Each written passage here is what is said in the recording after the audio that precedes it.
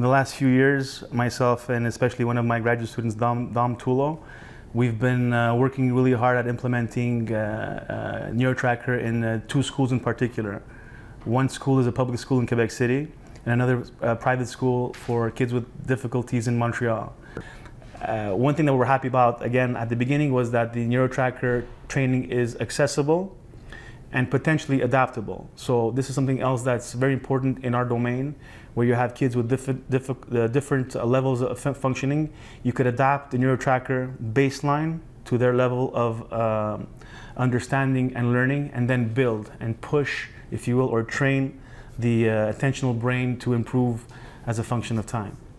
So actually these kids who have difficulties, intellectual difficulties, were able to learn, so their performance increased as a function of time on NeuroTracker, and this increase in performance on NeuroTracker transferred to both other attentional tasks and also mathematics.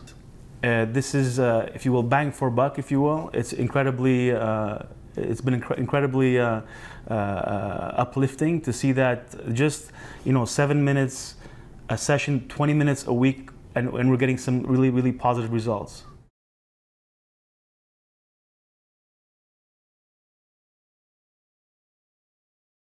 By assessing attention, we're also able to kind of look at examining the efficacy and training attention. And what's great is stumbled on NeuroTracker as a great task of really tapping into the direct mechanisms of attention that we see in the everyday classroom and everyday life. And we're able to look at that and see like how repeated practice or repeated exposure to a task which really taps into these mechanisms, how it can improve and train attention and learning as well.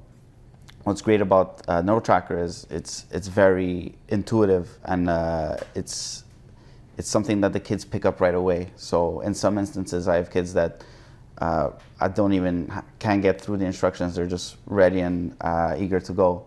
The kids, once they see that it's very interactive and they're able to get critical feedback instantly on, so kind of reassessing what they did right, what they did wrong. And that's something that's great in learning as well, is you want to keep the student in that kind of zone, in a zone of proximal development. And we get a lot of students that say, like, I actually feel my attention at work when I'm doing this. They can actually feel it, like turn around to me and say, my brain's working right now. So that's something that's very cool, and we love to see that on an everyday basis. And students, again, at the end of the task, when they see that number, when they see that threshold, and believe it or not, they actually remember their score from the day before or from the weeks past, and they're like, I'm learning, I'm improving. There's a lot of high fives and a couple hugs, and then they go back to class with a confidence boost. So it's nice to see really that coming back on the parents who are not there, who are not able to see on an everyday basis what their child has been going through, that they notice the effects at home, they notice the effects outside of the classroom and in the home setting. And it's amazing how some teachers say, like, oh, you must have had X student because this month he's been fantastic. Or there's so many cases of that. So we're really glad to see that really in the classroom as well, the teachers are really seeing some differences of how, like, they're more focused, more calmer, more receptive to learning.